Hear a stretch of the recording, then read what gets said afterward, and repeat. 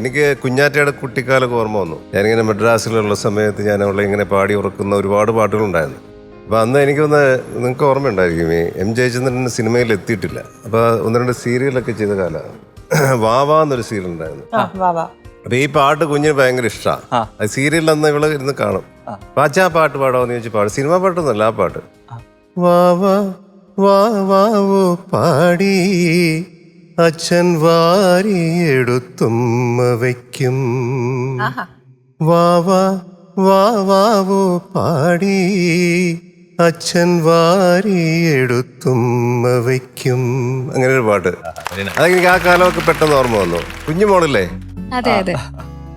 എത്രയാ? 6 മാസം. 3 വയസ്സ്. താരാട്ടിന്റെ സീസണാണ് ഇപ്പൊ. അപ്പൊ താരാട്ട് മാക്സിമം പാടുക, മോളെ മാക്സിമം താരാട്ട് പാടി ഉറക്കി ഏറ്റവും സ്നേഹം നിറച്ച് കുഞ്ഞിന്റെ ആ ഒരു ലൈഫ് ഇങ്ങനെ മുന്നോട്ട് പോട്ടെ കേട്ടോ. ഒരുപാട് സന്തോഷം. അസലായി പാടി, ഒരുപാട് ഇഷ്ടപ്പെട്ടു. Thank you so much. മനോജേട്ടാ, ഇപ്പൊ കുഞ്ഞാറ്റയുടെ കാര്യം പറഞ്ഞല്ലോ. ഇപ്പൊ കുഞ്ഞാറ്റ ഇപ്പോ മനോജേട്ടന്റെ കൂടെ ഇവിടെയാണോ അതോ UK-ലാണോ? ഇവിടെ തന്നെ, എന്തും എക്കാലത്ത് ഇവിടെ തന്നെ നാട്ടിലുണ്ട്. ഇടയ്ക്ക് പോയി വരും. UK-ൽ ഇടയ്ക്ക് പോകും, ഞാനും ഇടയ്ക്ക് പോകും. കുഞ്ഞാറ്റ സിനിമയിൽ അഭിനയിക്കാൻ പോകുന്നു എന്നുള്ളൊരു അശരീരി അല്ല, അവക്കിപ്പോ ഒരു ഈ ഇടയ്ക്കായിട്ട് ഇച്ചിരി താല്പര്യം വന്നിട്ടുണ്ട്. അപ്പൊ അങ്ങനെ ഒരു താല്പര്യം എന്നോട് പറഞ്ഞു. ഞാൻ സിനിമയാണ്, ഇതിനൊരു സമയമുണ്ട്, ഭാഗ്യമുണ്ട്, നല്ല അവസരങ്ങൾ വന്നാൽ മാത്രം ചെയ്യുക. ഞാനായിട്ടൊരിക്കലും ഈ ഒരു കാര്യത്തിന് വേണ്ടി ഫോഴ്സ് ചെയ്ത് ഇറക്കാൻ ഒരു കാലത്തും തീരുമാനിച്ചിട്ടില്ലായിരുന്നു.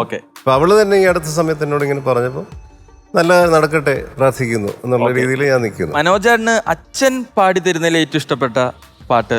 അങ്ങനെ ഞങ്ങൾക്ക് വേണ്ടി ഒരു പാട്ട് പാടി തന്ന ഓർമ്മയൊന്നുമില്ല. അവര് ഭയങ്കര ബിസിയായിരുന്നു. ഞങ്ങളുടെ ഈ പ്രായത്തിൽ കുട്ടിക്കാലത്തൊക്കെ ഭയങ്കര ബിസിയായിരുന്നു. സൗത്ത് ഇന്ത്യ മുഴുവൻ കച്ചേരികളുമായിട്ട് നടക്കുന്ന കാലമാണ്. ഇതിന്റെ ഇടയ്ക്ക് കൂടെ സിനിമകൾ വരെ ചെയ്തിട്ടുണ്ട്. അപ്പോൾ ആ സമയമായതുകൊണ്ട് ഇവർ വല്ലപ്പോഴൊക്കെ വീട്ടിൽ അതിഥിയെ പോലെയാണ് ഞങ്ങൾ കാണുന്നത്. അപ്പോൾ അച്ഛനൊക്കെ 3 മാസം കൂടി വരുന്നുണ്ട്, നാളെ വരും. അപ്പോൾ അങ്ങനെ വരും. അപ്പോൾ അച്ഛൻ്റെ കൂടെ ഞാൻ ഈ വയറിനോട് ചേർന്ന് ഇങ്ങനെ കിടന്ന ഓർമ്മയൊക്കെ എനിക്കുണ്ട്. കാരണം ഒരു പ്രത്യേക മണമുണ്ട്. കാരണം എപ്പോഴും അമ്പലവാസികളല്ലേ ഇവർ, കച്ചേരികളല്ലേ. അപ്പൊ ആ ചന്ദനത്തിന്റെയും ഒരു പ്രത്യേക ഒരു ദിവ്യഗന്ധം എപ്പോഴും ദേഹത്തുണ്ട്.